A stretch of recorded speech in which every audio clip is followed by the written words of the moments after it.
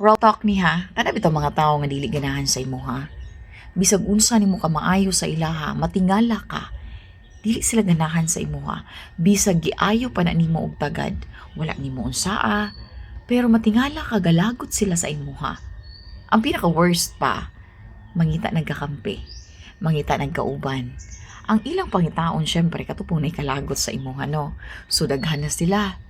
Magbuhat-buhat sila istorya, punan, kuhaan, para lang yun dauto ng usa ka tao. Which is, dili maayo. Mo na realidad rin sa kinabuhi sa kalibutan. Maong, kung naay mga tao nga ginunana ka, never mind. Ayaw sila i-mind. Focus sa mga tao nga positibo ang padlantaw sa kinabuhi. Ayaw og focus anang mga tao nga makita lang ang sayop sa ilang isig ka tao. No? Ayaw. Kaya nga naman, makabira na, makadani na og mga negative energy sa imong kinabuhi. So, ayaw na pansina, ayaw ang bata, ug ayaw panong balinga.